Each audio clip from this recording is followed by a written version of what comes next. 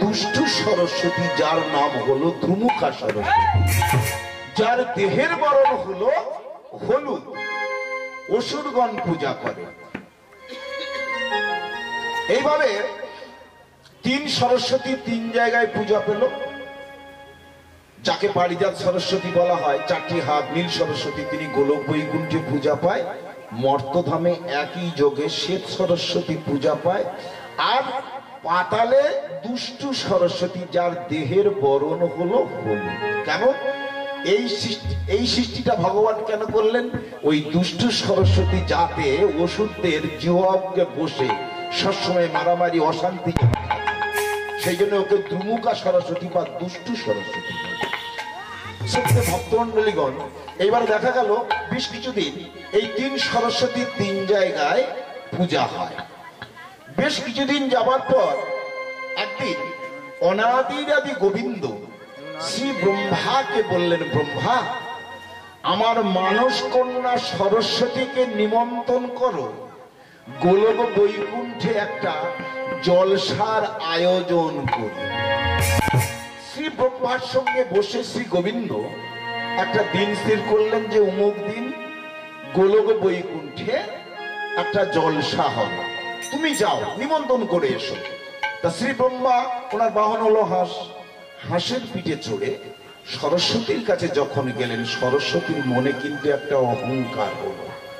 যখন দেখবেন কোনো মানুষের মনে অহংকার আসে, সে হরিনাম শুনতে এসেও যদি হয় বা এমনি থেকে যদি হয়, তাহলে দেখবেন এর বড় বিপদ একটা আমাদের থাকবে। মা সরস্বতী মনে মনে চিন্তা করলেন, সৃষ্টিকর্তা ব্রহ্মা আমার নিমন্ত্রণ করতে এসেছে। হে ব্রহ্মদেব, নিমন্ত্রণটা কি হেতু? বলছে, তোমার পিতা গোলক বৈকুণ্ঠে একটা জলসার আয়োজন করেছে। সেখানে কে থাকবে? 6 রাগ 36 রাগিনীর বংশধরগণ এবং সমস্ত অমরগণ পরিবেষ্টিত থাকবে। তাই দিনটাও বলে এলেন ব্রহ্মা। মা সরস্বতী মনে মনে চিন্তা করছে, তাহলে আমি কত বড় ধরনের দেবী! আমি বাক্যদায়িনী, সুরের জননী, বিদ্যা জননী। তাহলে দেখুন, যখন কোনো মানুষ বা কোনো ভগবানের অহংকার হয়, কোনো দেবদেবীর অহংকার হয়, তাহলে কিন্তু বিপদ হয়। তাহলে দেখতে দেখতে শুভ দিন শুভ সময়ে মা সরস্বতী চলে এলো কোথায়? যার পিতা শ্রী বিষ্ণু তাকে নিমন্ত্রণ করেছে গোলক বৈকুণ্ঠে গান করার জন্য, জলসা করার জন্য। তা সেইখানে এসে 6 রাগ 36 রাগিনীর বংশধরগণের মাঝখানে বসে এমন একটা সঙ্গীত পরিবেশন করলেন বাবা, সেই সঙ্গীতে ভুল হওয়ার জন্য, তাল ছন্দ সুর সরগম সব ভুল হওয়ার জন্য 6 রাগ এবং 36 রাগিনী বংশধরগণের অঙ্গ প্রত্যঙ্গ গুলো সব খসে খসে পড়ছে। চোখ, কান, নাক, গলা, হাত, পা সব খসে খসে পড়ছে। ঠিক সেই সময় 6 রাগ 36 রাগিনীর বংশধরগণ বলে উঠলেন, মা, তুমি কেমন সঙ্গীত পরিবেশন করলে? এমন সঙ্গীত পরিবেশন করলে যার জন্য আমাদের অঙ্গ প্রত্যঙ্গ গুলি সব খসে খসে পড়ছে। কি হলো? খসে খসে পড়ছে এমন ভাবে তুমি আমাদের মেরো না। চিৎকার করে বলতে বলতে আজ তারা সবাই একযোগে গেয়ে উঠল, ও মা মেরো না, মেরো না গো মা, মেরো না, ও মা মেরো না, মেরো না গো, মেরো না নিশা নিধা মা মা রে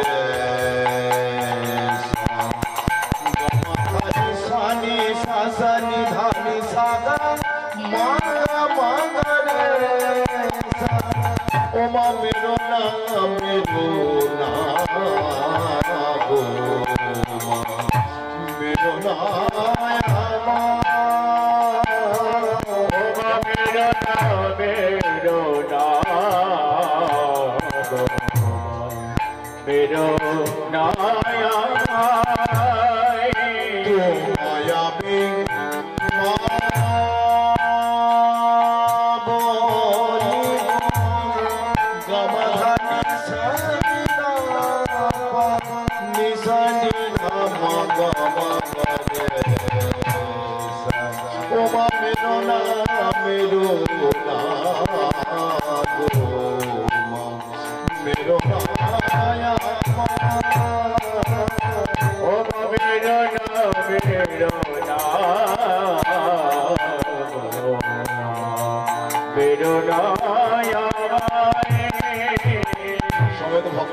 মায়েরা সব জায়গায় কিন্তু গান বাজনার লোক আছে, এটা সইনি রাগ। এই রাগটা আমাদের ভুলটো করে দেব। এই রাগটা আরো ঘন্টা খানেক বাদে গাইলে তবে কিন্তু হয়। সইনি রাগটা করিমা আর কোমল রে ব্যবহার করা। তাহলে কি হলো? তোমায় আমি মা বলিব, তোমার কোলে ঘুমাইব, তোমায় আমি মা বলিব, তোমার কোলে ঘুমাইব,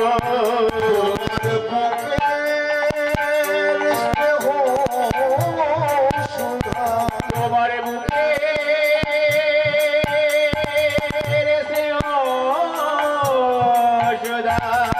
যেন আমি পাই,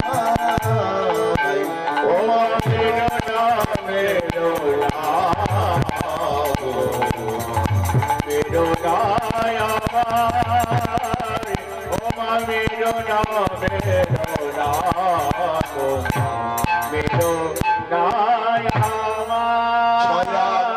ছত্রিশ রাগিনীর বংশধরগণ তারা কি করলো জানেন? তারা চিৎকার করে বলছে, মা তুমি কেমন সঙ্গীত পরিবেশন করলে? তোমার সঙ্গীতে আমাদের সমস্ত অঙ্গ প্রত্যঙ্গগুলি বিকলাঙ্গ হয়ে গেল। তখন শ্রী গোবিন্দ ব্রহ্মাকে বলেছিলেন, ব্রহ্মা এই 6 রাগ 36 রাগিনীর বংশধরগণের অঙ্গ প্রত্যঙ্গগুলি ঠিক হবে কি করে? তখন বললেন, একমাত্র ঠিক করতে পারে কে? মহাদেব। তাহলে কৈলাস পর্বতে মহাদেব থাকে। মহাদেবকে যখন ডাকলেন কৈলাস পর্বতে, মা দুর্গাকে নিয়ে এখন ভ্রমণ করছিলেন। ঠিক সেই সময় অমরগণ সবাই ওই ভোলা মহেশ্বরকে ডাকলেন। কেমন ভাবে ডাকলেন? ভোলা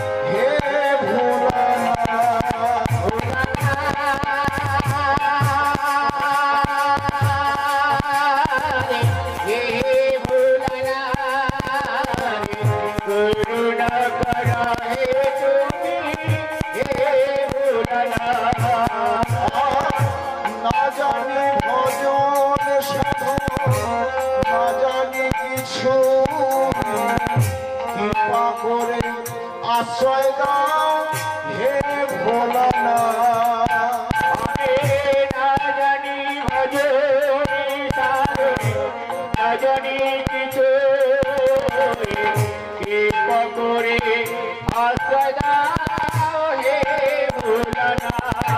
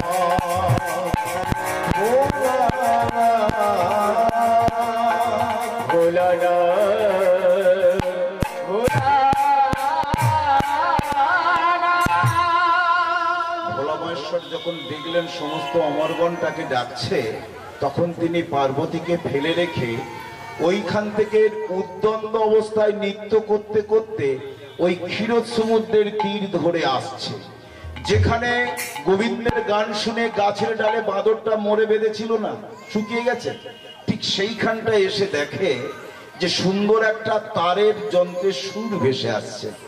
মহাদেব এদিক ওদিক তাকাতে তাকাতে দেখছে গাছের ডালে ওই যে বাঁদরটা মরে শুকিয়ে গেছে না, তাতে ওই দক্ষিণা বাতাস লেগে সুন্দর একটা সুর ভেসে আসছে। এক লাফ দিয়ে মহাদেব ওই বাঁদরটা পারলেন, পেরে কি করলেন মা, তার থেকে তিনটি নারী বের করে নিলেন, ইরা, সুষমা আর পিঙ্গলা। তিনটি নারী টেনে কানের সাথে জড়িয়ে দিয়ে বীণা যন্ত্র সৃষ্টি করলেন মহাদেব। সেই বীণা যন্ত্রটা কার কাছে থাকে? মা সরস্বতীর কাছে। প্রথম এই বীণা যন্ত্র সৃষ্টি করে মহাদেব কি করলেন, ওই বীণাটা বাজাতে বাজাতে যেখানে গোলক বৈকুণ্ঠে সমস্ত অমরগণ ডেকেছে সেখানে যাচ্ছে। কেমন ভাবে বাজাচ্ছে আর কেমন ভাবে যাচ্ছে? বীণা বাজায়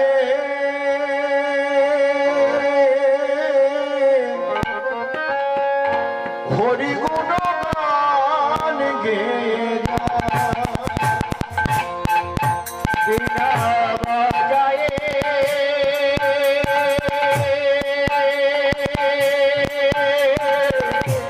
হরি গুণ গান গে, বীণা বাজায়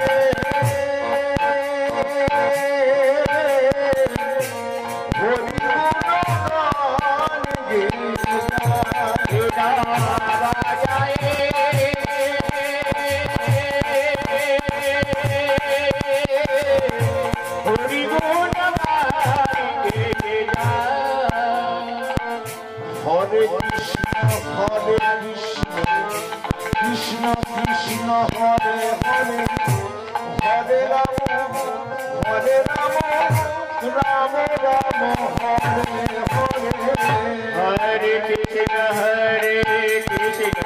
কৃষ্ণ কৃষ্ণ হরে হরে, হরে রাম রাম রাম হরে হরে, হরে কৃষ্ণ কৃষ্ণ কৃষ্ণ হরে হরে, হরে রাম রাম রাম হরে হরে, হরে কৃষ্ণ কৃষ্ণ কৃষ্ণ হরে হরে, হরে রাম রাম রাম হরে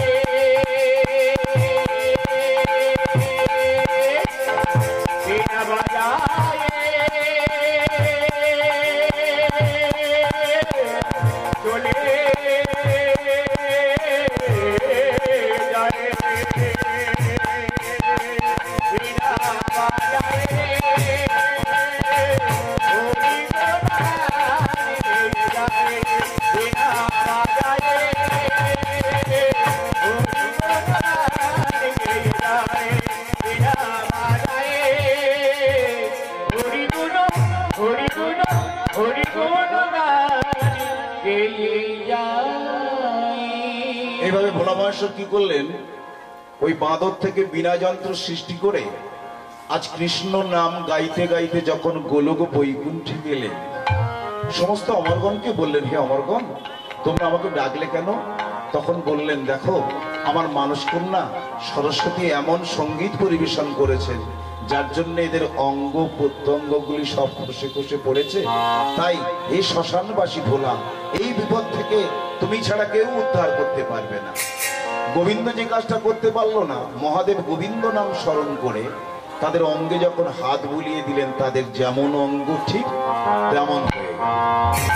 তাহলে এইখানে আমরা বুঝতে পারলাম যে সুর এবং কথা এবং কে সুরের জননী, কে বাক্যদায়িনী, সবই কিছু জানতে পারলাম। পরবর্তীকালে আসছি, আমি যে নরোত্তম দাসের পদ গেয়েছিলাম, সেই নরোত্তম দাসের পদ বলি যে গৌরাঙ্গ বলিতে হবে পুলক শরীরে।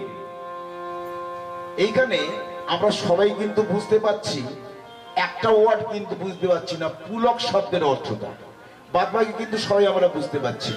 গৌরাঙ্গ বলিতে হবে পুলক শরীরে, হরি হরি বলিতে বহিবে নয়নের নীর। তাহলে পুলক কথাটার অর্থ, পুলক কথাটার অর্থ ভগবানের মন আর ভক্তের মনে মিলিত হয়ে যে ভক্তি সৃষ্টি হয় তাহাকে বলা হয় পুলক শরীর। সবাই তো ভক্তমন্ডলী এবং মায়েরা, এইখানে আমাদের নরোত্তম দাস পদকর্তা বলছে যে পুলক শরীরকে দুটো ভাগে ভাগ করা হয়েছে, একটা হলো অন্তর্নিহিত পুলক আর একটা হলো অন্তর্হিত পুলক। অন্তর্নিহিত পুলকটার মানে কি? যেমন শ্রীধাম নবদ্বীপে শ্রী সচিল নন্দন গৌরহরি এসেছিলেন, কিন্তু নবদ্বীপের যারা কালী সাধক ছিল, বিদ্যারত্ন, ন্যায়রত্ন, বাচস্পতি, এরা কিন্তু মহাপ্রভুকে ভগবান বলেনি। অতএব বলেছে যে ইনি যে নামটা করে, সে নামটা হলো মানুষ মরে গেলে যে নামটা করে মরা পোড়ানো নাম, ইনি কিন্তু ভগবান নয়। তাহলে দেখা গেল ভক্তের সঙ্গে ভগবানের দেখা হয়েছিল, কিন্তু ভক্তের সঙ্গে ভগবানের মিলনটা হয়নি। এটাকে বলা হয় অন্তর্নিহিত পুলক। ভক্তের অন্তরে বা ভগবানের অন্তরে ভক্তের কোনো টান বা কোনো ভালোবাসা ছিল। তাহলে এইখানে বলা হয় যে অন্তর্হিত পুলক কাহাকে বলা হয়? তত্ত্বদর্শী এইখানে বললেন যুগ পরিবর্তন হবে, ভগবানের দেহ পরিবর্তন হবে বা ভক্তের দেহ পরিবর্তন হবে, তথাপি ভক্ত এবং ভগবানের মিলন কোনোদিন নষ্ট হয় না। ইহাকে বলা হয় অন্তর্হিত পুলক। যেমন একটা কথা বলি, এই যে হরিনাম হচ্ছে, এই গ্রামে তো অনেক লোক আছে, সবাই যদি আসতো এখানে জায়গা হতো না। আপনারা এসেছেন কেন? তত্ত্বদর্শী বিচার করে বললেন দুমন মিলে এক মন হলে তবে যায় রে দেখা, আর মনের মাঝে খাট থাকিলে সবই হয় রে ফাঁকা। তাহলে দুটো মন কার? একটা হলো ভগবানের মন আর একটা হলো ভক্তের মন। এই দুটো মন আপনাদের এক জায়গায় হয়েছে বলে পুলক শরীর হয়েছে, ভক্তির যোগ। এই ভক্তির যোগ হয়েছে বলে আপনারা কিন্তু সবাই এখানে বসে আছেন। তাহলে দেখবেন যুগ পরিবর্তন হবে, ভগবানের দেহ পরিবর্তন হবে, তথাপি ভক্ত এবং ভগবানের মিলন কোনোদিন নষ্ট হবে না। এটাকে বলা হয় অন্তর্হিত পুলক। যেমন ত্রেতা যুগে ভগবান শ্রী রামচন্দ্র 14 বৎসরের জন্য বনবাসে গেছিলেন। বনবাসে গেলে সেইখান থেকে দুষ্টু রাবণ সীতাকে চুরি করে নিয়ে গেছিল, কারণ তুলসীদা বলেছে একটু কথা, আমি ওদিকে আর যাব না। তাহলে দুষ্টু রাবণ তাকে চুরি করে নিয়ে গেছিল। চুরি করে যখন নিয়ে যায় তখন কি করলেন? অনাদিরাদি গোবিন্দ বানর কট্টরদের সঙ্গে নিয়ে আজ লঙ্কা আক্রমণ করবেন বলে আজ বনে বসে একটা মিটিং করছে। ঠিক সেই সময় রাবণের ভাই বিভীষণ রাবণের দুটি চরণ জড়িয়ে ধরে বলেছিল, দাদা তুমি যাকে চুরি করে এনেছো এ হলো স্বয়ং লক্ষ্মী, লক্ষ্মীকে তুমি ছেড়ে দাও, লক্ষ্মীকে যদি তুমি না ছাড়ো তাহলে তোমার সোনার লঙ্কা পুড়ে ছারখার হয়ে যাবে। তখন কি করেছিল রাবণ? কি করেছিল? বিভীষণের বক্ষে লাথি মেরে তাকে টানতে টানতে লঙ্কা থেকে তাড়িয়ে দিয়েছিল।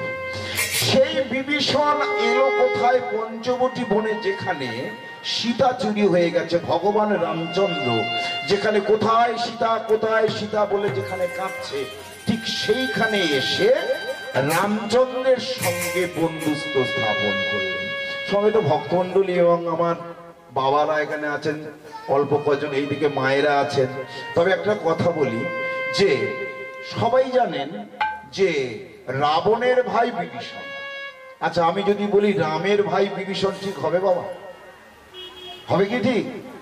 যদি বলি রামের ভাই বিভীষণ হবে, আপনি মাথা নাড়ছেন, হবে। আমি বলে দিচ্ছি, অদ্ভুত রামায়ণে আছে, এই রামায়ণে পাবেন না। এখানে এখানে যিনি পণ্ডিতগণ কলম দিলেন, দেখুন, যখন রাজা দশরথের একটা সন্তানের জন্য তিনি 3টে বিয়ে করেছিলেন, কৌশল্যা, কৈকেয়ী এবং সুমিত্রা। বিয়ে করার পর যখন সন্তান হলো না, রাজার মাথাটা একেবারে বিগড়ে গেল। কেন না, পরবর্তীকালে আমার তো বয়স হচ্ছে, কিন্তু এই রাজ সিংহাসনে কে বসবে? তিনি কাঁদতে কাঁদতে মাথার একটু গন্ডগোল হয়ে গিয়ে বন থেকে বনান্তর ছুটতে ছুটতে ছুটতে ছুটতে চলে যাচ্ছে, ছুটতে ছুটতে ছুটতে ছুটতে চলে যাচ্ছে। যখন গেলেন তখন বনের মধ্যে একটা ঋষি বসেছিল, যার নাম হলো ঋষি সিংহ মণি। বাবা, ঋষি সিংহ মণির মাথাটা হলো হরিণের, আর এইখান থেকে এটা মানুষের। সেই ঋষি সিংহ মণির এমন এমন হলো কেন? তা তো মানুষের শরীর হওয়ার দরকার, হরিণের মাথাটা হলো কেন? বিভাণ্ড মুনি বলে একটা মুনি ছিল, যিনি রেত স্খলন করেছিলেন। রেত মানে বীর্য। সেই বীর্য একটা ক্ষেত খামারে যেমন দুর্বা হয় না, এমন একটা জায়গাতে দুর্বা হয়ে রয়েছে, তার বীর্যটা ওই দুর্বা ঘাসের উপরে পড়েছিল। দুর্বা ঘাসের উপর পড়লে একটা ক্ষুধার্ত হরিণী, ঋতুমতী হরিণী, এর বেশি বলবো না, ঋতুমতী হরিণী ক্ষুধার্ত হয়ে সেই যে ঘাসের গায়ে বীর্য লেগেছিল সেই দুর্বা ঘাস তিনি খেয়েছিলেন। খেলে কি হলো? সেই ঋতুমতী হরিণী গর্ভবতী হল। ঋতুমতী হরিণী গর্ভবতী হলে তার গর্ভে থেকে ওই ঋষি সিংহ মণির জন্ম হলো। হরিণের মাথা, হরিণের গর্ভে জন্মেছে, হরিণের মাথা আর মায়ের মাথাটা পেল, আর বাবার দেহটা বলে বিভাণ্ড মণির থেকে বীর্য থেকে জন্ম। তাহলে মায়ের মাথাটা পেল আর বাবার দেহটা পেল, ইনি হলেন ঋষি সিংহ। সেই ঋষি সিংহমণি রাজা দশরথকে বলেছিলেন, আপনি একটা কাজ করুন, আপনি পুত্রেষ্টি যজ্ঞ করুন। আপনার তো পুত্রেষ্টি যজ্ঞ করার প্রয়োজন আছে, কারণ আপনার ললাটে দেখতে পাচ্ছি পুত্র সন্তান আছে। মুনি জানেন, মুনি জানেন অন্ধমণির ছেলে সিন্ধুমণিকে যখন ইনি তীরবিদ্ধ করে মেরেছিলেন, তিনি পুত্র শোকে অভিশাপ দিয়েছিল, একদিন তুমিও পুত্র শোকে মরবে। তাই মণি বাক্যকে সত্য করার জন্য এক ভগবান রাজা দশরথের ঘরে চতুর অংশে মানে 4 ছেলে হয়ে এসেছে। কপাল দেখেই বুঝতে পারলেন, তবে এমনিতে হবে না, তোমাকে পুত্রেষ্টি যজ্ঞ করতে হবে। তা কি করলেন? 1000 মণ ঘৃত, লক্ষ লক্ষ ব্রাহ্মণ, লক্ষ লক্ষ যোগী ঋষি মণিদের সঙ্গে করে নিয়ে যজ্ঞ করলে সেই যজ্ঞটা হবে পুত্রেষ্টি যজ্ঞ। সেই পুত্রেষ্টি যজ্ঞের চরু তোমার 3 রানী যদি খায়, তাহলে এক ভগবান চতুর অংশে তোমার বাড়িতে সন্তান রূপে আসবে। যখন এই কথা বলেছে মহারাজ দশরথের বড় আনন্দ হয়েছে। তিনি এসেই যোগী ঋষি মণিদের সব আমন্ত্রণ করে বড় করে একটা ফর্দ বানালেন, যা যা লাগবে সবকিছু জোগাড় করলেন। করে তিনি কি করলেন? তিনি পুত্রেষ্টি যজ্ঞটা শুরু করলেন। যখন পুত্রেষ্টি যজ্ঞটা শুরু করেছে, ওষুধের গুরুদেবের নাম হলো শুক্রাচার্য। শুক্রাচার্য রাবণের মা নিকষাকে ডাকলেন, নিকষা, গুরুদেব বলুন। এই তো এসেছি আমি। তো শোনো নিকষা, তোমার 2 বলশালী পুত্র আছে, রাবণ এবং কুম্ভকর্ণ, কিন্তু একটা ভক্তিপরায়ণ পুত্র সন্তান যদি না থাকে, তা না হলে তোমার এই সোনার লঙ্কা কিন্তু শ্মশানে পরিণত হবে। গুরুদেব কি করতে হবে আমার? বলছে, যাও রাজা দশরথ পুত্রেষ্টি যজ্ঞ করছে। ওই যজ্ঞের চরু তুমি একটা ক্ষুদ্র চড়ুই পাখির রূপ ধরে ওই যজ্ঞের চরু যদি তুমি খেতে পারো, তাহলে তোমার গর্ভে আসবে একটা ধর্মপরায়ণ পুত্র সন্তান। নিকষা কি করলেন? গুরুদেবের কথা মতো উঠতে উঠতে উঠতে উঠতে এখন যখন ওই রানীরা তখন যজ্ঞের চরু খাবেন, এমতো সময়ে চারদিকে চড়ুই পাখি ডাকছে, মনে মনে চিন্তা করছে কোন দিকে ডাকছে কোন দিকে ডাকছে, যে অন্যদিকে চেয়েছে ঠিক সেই ফাঁকে সকলের চোখে ফেলকি লাগিয়ে ওই পুত্রেষ্টি যজ্ঞের চরু রাবণের মা নিকষা চড়ুই পাখির রূপ ধরে খেয়েছিল। সেই যজ্ঞের চরু খেয়ে তার থেকে বিভীষণের জন্ম। তাহলে যে যজ্ঞের চরু খেয়ে ভগবান রামচন্দ্রের জন্ম, তার ভাইদের জন্ম, চতুরংশ ভগবানের জন্ম, সেই যজ্ঞের চরু খেয়ে বিভীষণের জন্ম। তাহলে এখানে কেন বলা যাবে না যে বিভীষণ রামের ভাই বিভীষণ? একই যজ্ঞের চরু খেয়ে সকলার জন্ম। তাই এখনই বললেন যে সেই বিভীষণ এসে আজ রামচন্দ্রের কাছে থেকে মৈত্র স্থাপন করলেন, মানে বন্ধুত্ব স্থাপন করলেন। এবং কি করলেন? সমুদ্র বাঁধলেন কি করে? বড় বড় পর্বত নিয়ে তাতে রাম নাম লিখে সমুদ্রে যখন ভাসিয়ে দিলেন, সমুদ্রে সেগুলো ভাসতে লাগলো। তাহলে এইবার কি হলো? সমুদ্রে সেতু করে ওই পারেতে গিয়ে আজ রাম এবং রাবণের ঘোরতর যুদ্ধে কি হলো? রাবণ নিহত হলো। সমবেত ভক্তমণ্ডলী এবং মায়েরা, যখন রাবণ নিহত হলো, সেই স্বর্ণ লঙ্কার স্বর্ণ সিংহাসনে ভগবান শ্রী রামচন্দ্র বিভীষণকে রাজা করলেন এবং অমর বরও দিলেন। তাহলে দেখা গেল সেই থেকে বিভীষণ হলো লঙ্কার রাজা। তাহলে এইখানে দেখা গেল, আমি বলেছি যুগ পরিবর্তন হবে, ভগবানের দেহ পরিবর্তন হবে, তথাপি কিন্তু ভক্ত এবং ভগবানের মিলন কিন্তু নষ্ট হবে না। এটা বলা হয় সুলক্ষণ। তাহলে দেখবেন 12,96,000 বছর ত্রেতা যুগের পরমায়ু, সত্য যুগের পরমায়ু 17,28,000 বছর, ত্রেতা যুগের পরমায়ু 12,96,000 বছর, 8,64,000 বছর দ্বাপরের পরমায়ু, আর কলি যুগের পরমায়ু হলো 4,32,000 বছর। তাহলে মানুষের পরমায়ু কত? কলিযুগের মানুষের অরিজিনাল পরমায়ু হলো 40 বছর। তাহলে আমরা এতদিন বেঁচে আছি কি করে? মানুষের যা পরমায়ু, শুকনি, গাধা, কুকুর, এদের সেই পরমায়ু ছিল। এরা তখন আনন্দ করে নাচছে যে মানুষ যতদিন বাঁচবে আমরা ততদিন বাঁচবো। তখন নারদমুনি বলেছিল, ওরে 20 বছর করে মানুষের দান করে দে, তাতে তোদের ভালো হবে, তা না হলে অনেক কষ্ট হবে। তাহলে এই 3টে জীব থেকে 3 20 60 আর 40 100, ব্রহ্মা তার উপরে দয়া করে আরো 20 চাপিয়ে দিলেন। ধার করা পরমায়ু নিয়ে আমরা বাঁচছি কত? 120 বছর। তাহলে এইখানে দেখা গেল যে সত্য যুগের পরমায়ু যা ছিল, মানুষের পরমায়ু তো অনেক, 1,00,000 বছর। তোর কাছে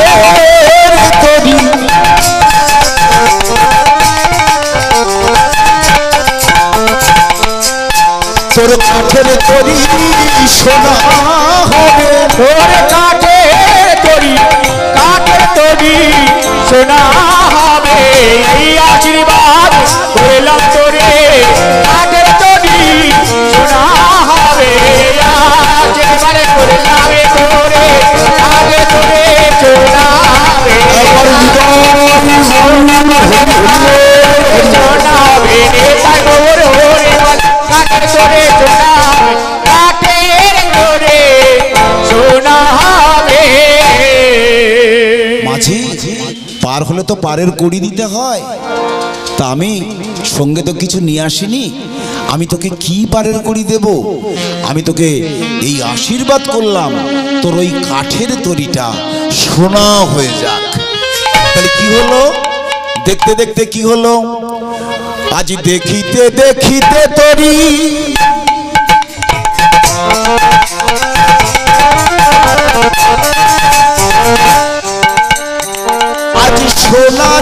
হইল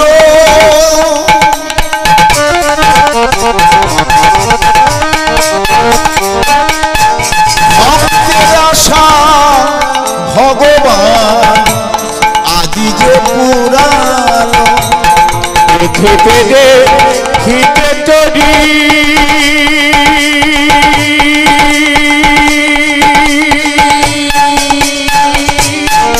হৃদয় গৌর হরি হরি হরি সোনা যে হইল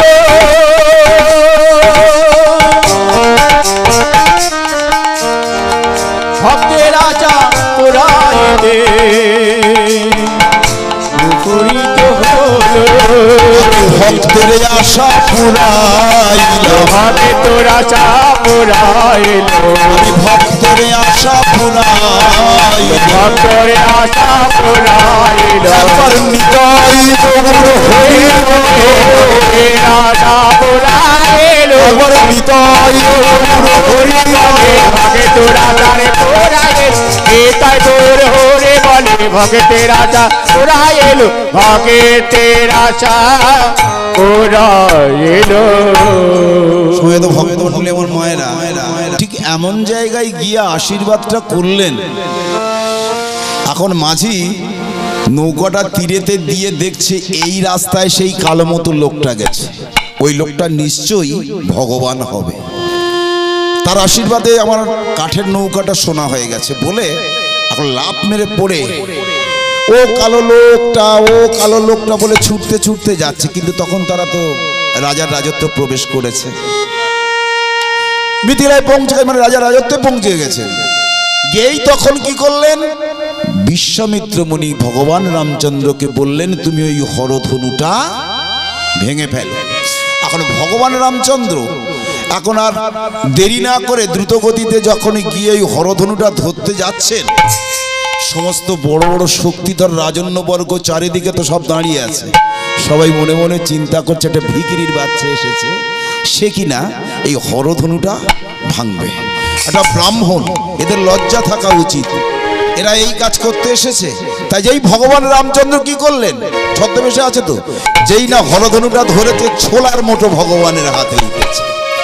ভগবান মনে মনে চিন্তা করছে ও সর্বনাশ, এত বড় বড় বীর কেউ এটা তুলতে পারলো না এই ছোলার মতো জিনিসটা। যেই না তুলেছেন হরধনু মনে মনে হাসছে, কিচ্ছু বলেনি। এইবারে যখন না ওইটা চাপ দিতে যাবে তখন বলছে দাঁড়াও দাঁড়াও, দয়া করে আমি তোমার হাতে উঠেছি বলে তবে কিন্তু তুমি আমায় তুলতে পেরেছ। আমি যদি তোমার হাতে না উঠতাম তোমার কিন্তু ক্ষমতা ছিল না, তুমি ভগবান হতে পারো। ভগবান রামচন্দ্র তখন খুব রেগে গিয়ে বলছে তাহলে তুমি আমার হাতে উঠলে কেন? তখন বলছে ভগবান তুমি রাগ করো না, কেন উঠলাম তোমার হাতে জানো? সীতা হলো স্বয়ং লক্ষ্মী। লক্ষ্মী কার পাওনা হয় ভগবান? নারায়ণের প্রাপ্তি হয় তো, সেই জন্য তোমার হাতে উঠেছি। পারলে তো আমি অন্যজনের হাতে উঠতে পারতাম, কিন্তু এটা অপরাধ হবে। লক্ষ্মী নারায়ণের প্রাপ্তি, তাই নারায়ণের হাতে উঠেছি যাতে লক্ষ্মীকে তুমি পাও। বলছে আচ্ছা আচ্ছা আচ্ছা। ভগবান রামচন্দ্র তখন একটু নরম হয়ে গেছে, বলছে আচ্ছা আচ্ছা। বলছে তাহলে তুমি একটা কাজ করো, তাহলে একটা কাজ করো আমি ভেঙে ফেলি। বলছে হ্যাঁ ভাঙবো বলে তুমি শতবার চেষ্টা করে দেখো। ভগবান রামচন্দ্র সেই হরধনু মানে সপ্ত পাউ বাঁশের ধনুটা নিয়ে বারবার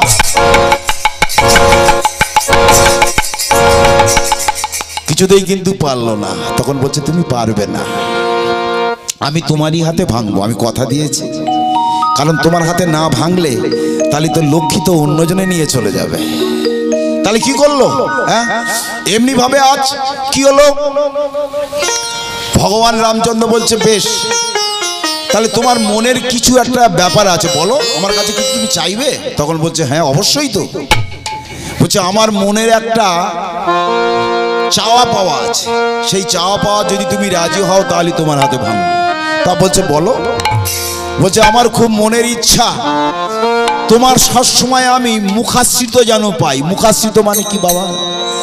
মুখের এঁঠো, মুখের যে থুতুটা বলে না, মুখের এঁঠোটা যেন আমি সব সময় পাবো। আমি এই আশীর্বাদ তোমার কাছে চাই। তুমি আমার এই আশা পুরাবে তো? ভগবান রামচন্দ্র বলল, শোনো, ভগবান রামচন্দ্র বলল তোমার মনের আশা পূর্ণ হবে, তবে কি জানো? তবে কি জানো? বলছে কি? বলি এই যুগে হবে না, এই যুগে হবে না, বলে আবার তোমার আসতে হবে, এই যুগে হবে না, আবার তোমার আসতে হবে, এই যুগে হবে না।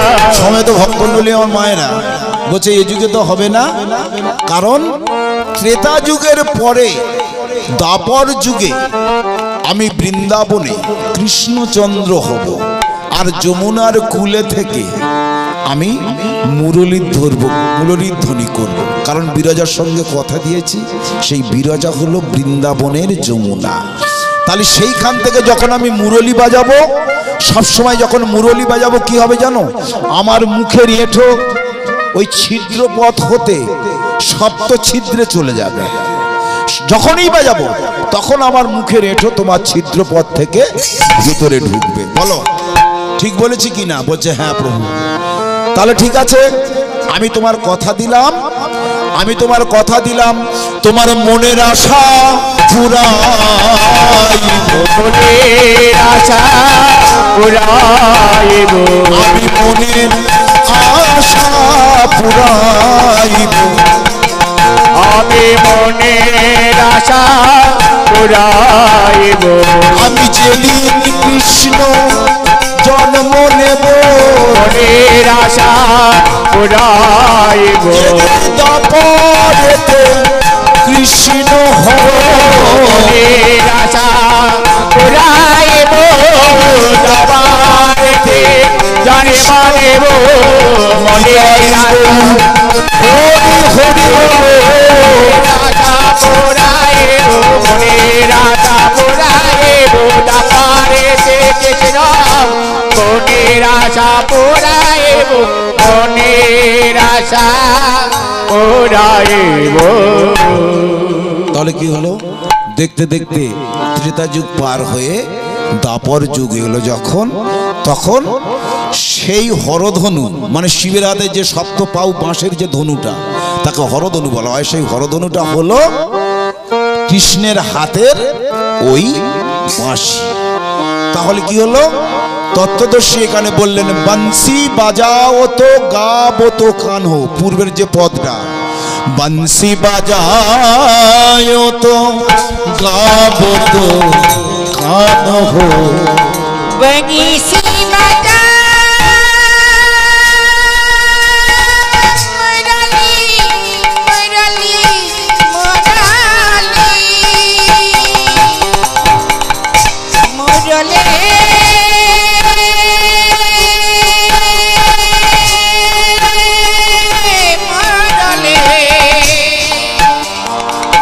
मुरली मुरली मुरली मुरली बंसी बजा गावत काम है সঙ্গ নিয়ে বলো বীর চল বলো গঙ্গা যমুনার তীর। चल मैनू गंगा यमुना चल मैनू गंगा गंगा यमुना মোরে মুকুট, মোরে মুকুট, মুকুট মানে মুকুট, মোরে মুকুট, মোরে মুকুট পীতাম্বর শোভে। ভগবান কি কালারের কি কালারের মোরে মুকুট পীতাম্বর শোভে, मोरे मुकुट पीताम्बर शोभे বলো ছলো কোশির চলো মনো গঙ্গা যমুনার তীর। चल मैनू गंगा यमुना तीर चल मैनू गंगा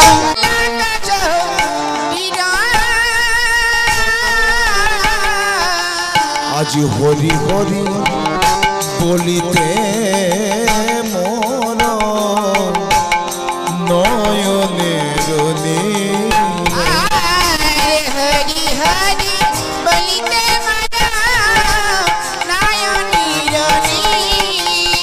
আজ হরি হরি বলিতে মোর নয়নের নীর। हरि हरि बलिते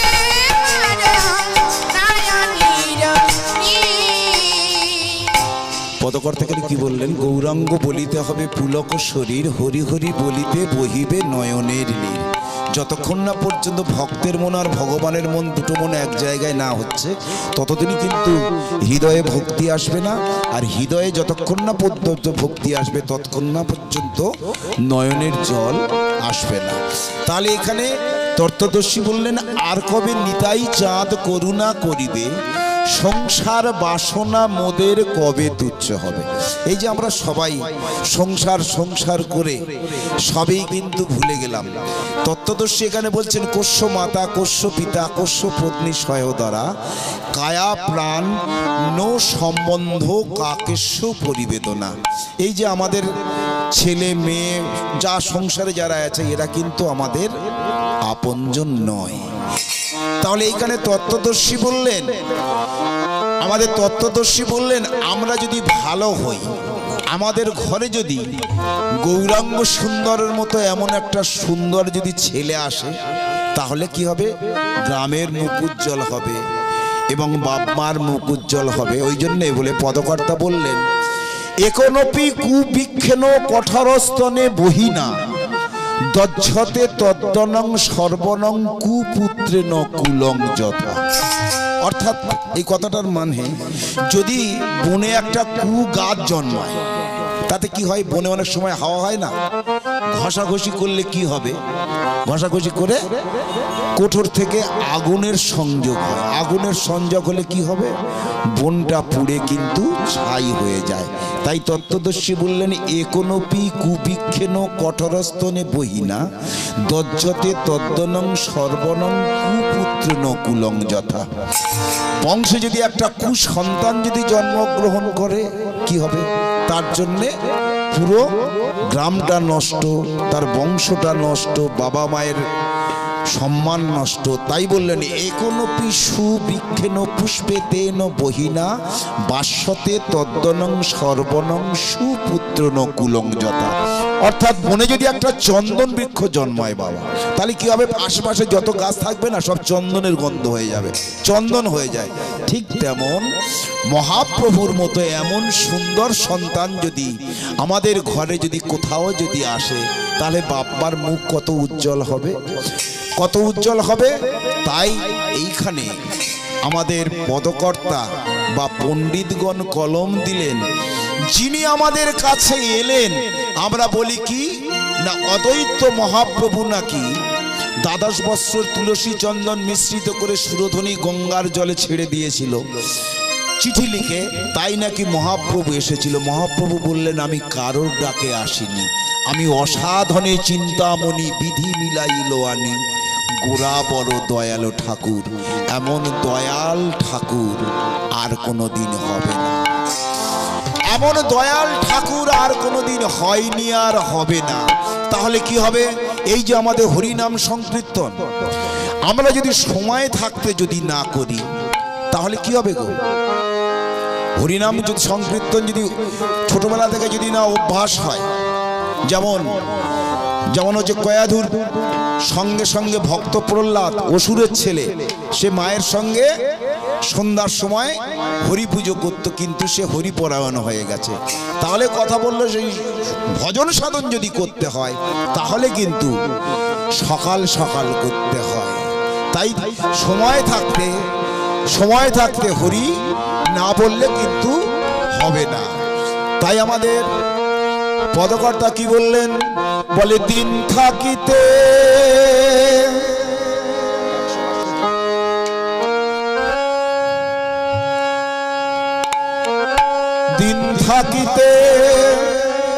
দিনে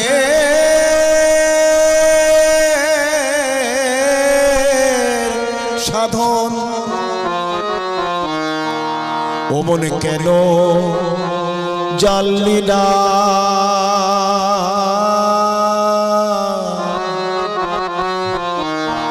সময় গেলে সাধন হবে না। ওরে মনেরি আমার,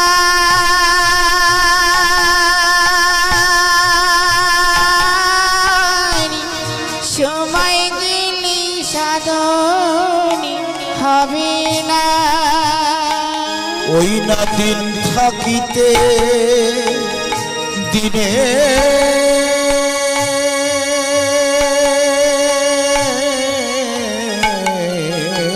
সাধন ও মন কেন জানলি না,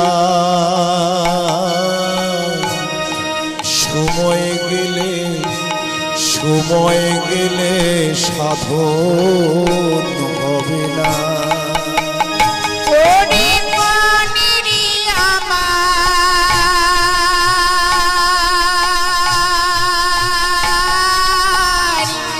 সময় গেলে সাধন হবে না।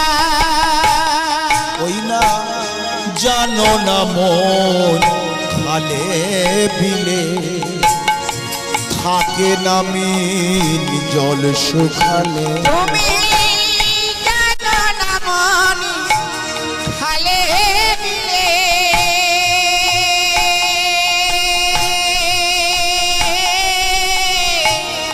থাকে না মিন জলে শুকালে। জানো না মন খালে বিলে থাকে না মিন জল শুকালে। তুমি জানো না মন খালে বিলে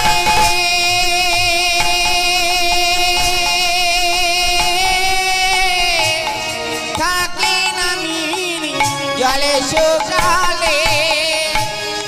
কি হবে তার বাখান দিলে শুকনা মোহনা মন রে, শুকনা মোহনা।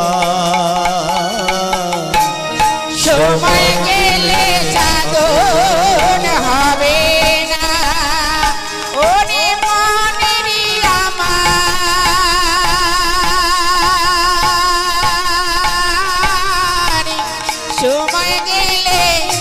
সময় গেলে সাধন হবে না। পদকর্তা বললেন, যদি জানো না মন খালে বিলে থাকে না মিন জল শুকালে। মিন মানে মাছ। ভগবান একবার সৃষ্টির প্রথমে তিনি কিন্তু মিন অবতার হয়েছিলেন।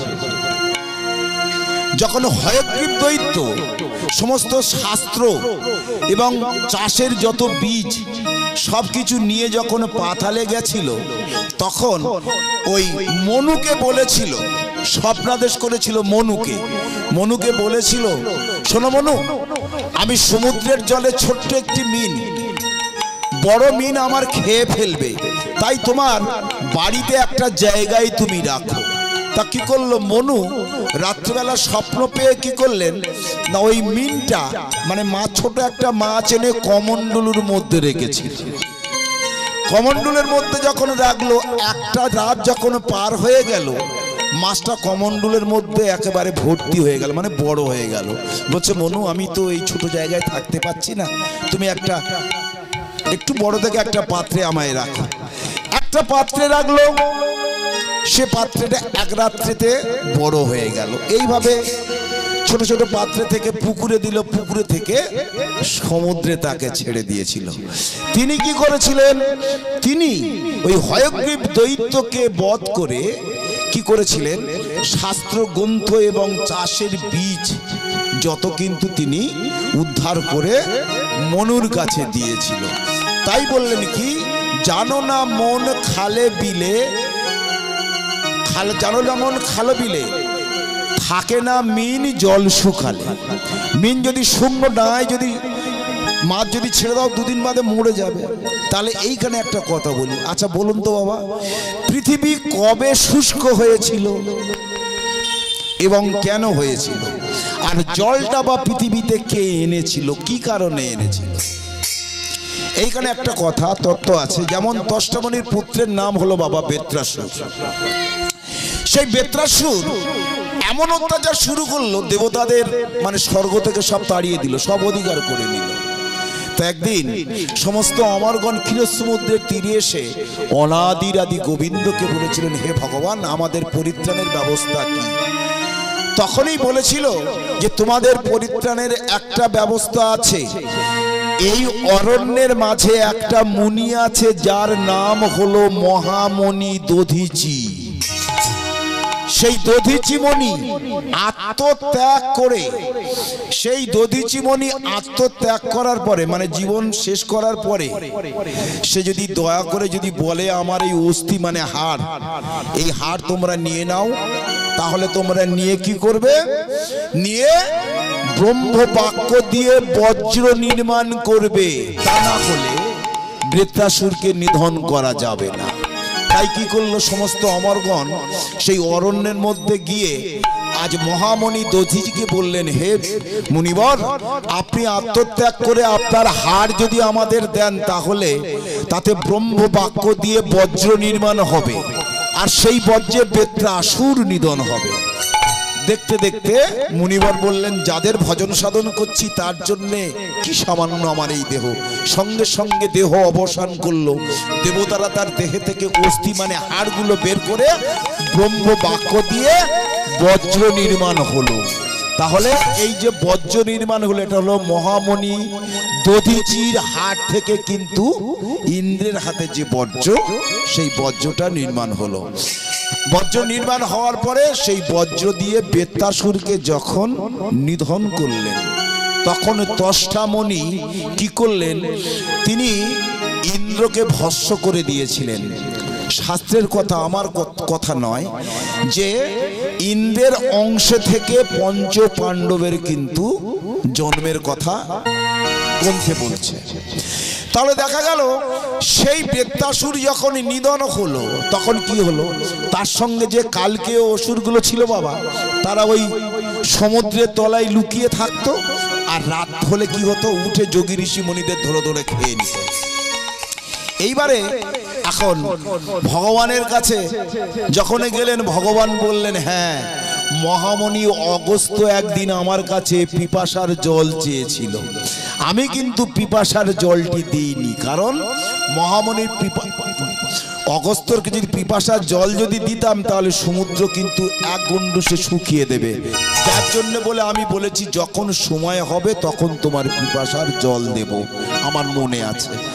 এইবারে দেখছে যে ওই সমুদ্রের তলায় যত কালকে অসুরগণ রাত্রিবেলা করে উঠে যোগী ঋষি মণিদের সব ধরে ধরে খেয়ে নেয়।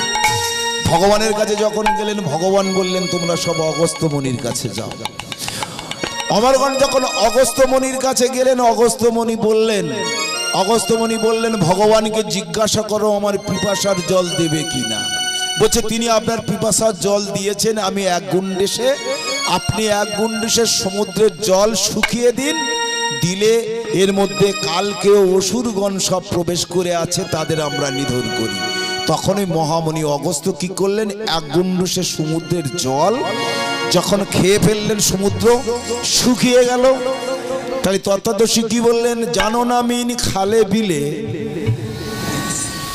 জল থাকে না, মানে যেখানে জল থাকে না সেখানে মিন মানে মাছ, সেখানেও থাকে না।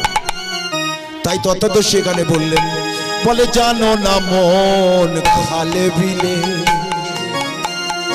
থাকে না মিল জল শুকালে। জানো না মন খালে বিলে থাকে না মিল জলে শুকালে। কি হবে তার বাখান দিলে শুকনা মোহনা মনে রে শুকনা মোহনা। সময় গেলে সাধন হবে না ওরে মনেরই আমার। সময় গেলে সাধন হবে না। যখন শুকনো করে দিলেন তখন কি হলো? কালকে অসুরগণকে সব ধরে মেরে দিল, কিন্তু পৃথিবীর শুকনো কি হবে? ঠিক সেই সময় সগর রাজা 60,000 ছেলে তারা কি করছে? অশ্বমেধ যজ্ঞ করছে। ইন্দ্রের ভয় হয়ে গেছে যে এই সগর রাজার ছেলেরা সবই কিন্তু আমার এই সিংহাসন দখল করে নেবে। তাই ইন্দ্র কি করেছিল জানেন? পাতালে কপিলমণির আশ্রম ছিল, ওই যজ্ঞের ঘোড়াটা ধরে নিয়ে কপিলমণির আশ্রমে, পাতালে কপিলমণির আশ্রমের তলে একটা গাছ ছিল, সেখানে বেঁধে রেখে ইন্দ্র পালিয়েছে। সগর রাজার ছেলেগণ কি করছে? ভয়ানক হিংস্র স্বর্গমত্ত খুঁজতে খুঁজতে পাতালে পৌঁছালেন। দেখলেন যে মণির কাছে ঘোড়া বাঁধা আছে। তখন কি করলো? মণি অঙ্গে যখন আঘাত করেছে, সঙ্গে সঙ্গে কপিলমণি বড় বড় লোচনে যখন চেয়ে দেখেছে 60,000 সন্তান কিন্তু সব ভস্ম হয়ে গেছে। এখন ভস্ম হয়ে গেছে, এবার কি হবে? কি হবে এবার? পুরুষ নাই, তাহলে সন্তান কি করে হয়? তখন কি করলো? মায়েরা যেমন বাবা আর মায়ের মিলনে আমরা হয়েছি, পুরুষ তো নেই, সন্তান হবে কি করে? তাহলে কি করলো? মায়েদের কথা বলি, মাগো এ কথাটা বড় অন্যরকম ভাষায় বলা যায় না, শাস্ত্রে যেভাবে লেখা আছে সেইভাবেই বলি। মায়েদের ভগে ভগে ঘর্ষণ করে ভগীরথ জন্মালো। যেমন বাবার বীর্যেতে হাড় হয় আর মায়ের অস থেকে মাংস এবং রক্ত হয়। তাহলে দেখা গেল মায়েরা মিলন করে ভগীরথ জন্মালো। তার দেহে তো হাড় নেই, তাই মায়েরা কি করলো? একটা চৌরাস্তার মোড়ে একটা বিছানা করে ওকে শুইয়ে রেখে এলো, যদি কোনো যোগী ঋষি মণিরা যদি কৃপা করে। তাই এমতো সময়ে কি করলো? অষ্টবক্রমণি এখন খুঁড়িয়ে খুঁড়িয়ে হাঁটতে হাঁটতে এসেই সম্মুখে দেখছে একটা মাংসের একটা পুতুল। তখন মনে মনে চিন্তা করছে নিশ্চয়ই কেউ রহস্য করছে আমি খোড়া বলে। তখনই বললো, দেখো যদি রহস্য যদি না করো তাহলে আমি আশীর্বাদ করছি তুমি সম্পূর্ণ পূর্ণাঙ্গ মানুষ হও। যেই এই কথা বলেছে সঙ্গে সঙ্গে ভগীরথের দেহে তো হাড় গজিয়ে গেছে। সেই ভগীরথ কি করলো? সেই ভগীরথ আজ সগর বংশগণকে উদ্ধার করার জন্যে কি করলো গো? আজ মা গঙ্গাকে এই পৃথিবীতে আনার জন্যে কৈলাসে তিনি চলে গেলেন। কৈলাসে গিয়ে 100 বৎসর তপস্যা করল। তপস্যা করে মহাদেবকে সন্তুষ্ট করে মহাদেবের জটার মধ্যে থেকে মা গঙ্গাকে এখন নিয়ে মর্তধামে চলে আসছে। মর্তধামে চলে আসতে আসতে অনেক বড় বড় পর্বত আছে, আর তো আসতে পারছে না। তখন ভগীরথকে বলছে, ভগীরথ তুমি একটা কাজ করো, এই যে করিবর আছে দুজন না, করিবর মানে হাতি, ওই হাতিকে বলো ওই পাহাড়কে ভালো করে সরিয়ে দিতে, তাহলে আমি যেতে পারবো, নচেত তো আমি যেতে পারবো না। যেই করিবরের কাছে গেলেন, করিবর বললে তোমার মাকে বলো আমার সঙ্গে বিয়ে করে কি, তা না হলে তো আমি পর্বত সরাবো না। মা সঙ্গে সঙ্গে মা গঙ্গা বলল, হ্যাঁ ওকে বলো, মা বিয়ে করবে বলেছে, তারপর ওর ব্যবস্থা আমি করছি। যেই না পাহাড়টা সরিয়েছে, ওই দুটো হাতি করিবরকে এমন জলের স্রোতে এমন করেছে যে তাদের জীবন যায় যায়। মায়ের কাছে কেঁদে পাগল হয়ে গেল। তারপর ওই ভগীরথকে সঙ্গেই মর্তধামে তিনি এসেই সমস্ত সেই ভস্মের উপরে যখন গঙ্গায় এসে ধুইয়ে দিল, তখন সমস্ত সগর বংশ উদ্ধার হলো। তখন দেখা গেল যে সাগর, সমুদ্রের নদী সব জায়গায় জল ভর্তি হয়ে গেল। তাহলে দেখা গেল জানো না মন খালে বিলে বিন থাকে না, যদি সেখানে যদি জল যদি না থাকে তাহলে কিন্তু সেখানে মাছ জন্মাতে পারে না। তাই তত্ত্বদর্শী এখানে কি বললেন? অসময়ে কৃষি করে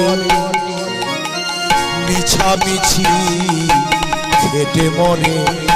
আরে অসময়ে কৃষি করে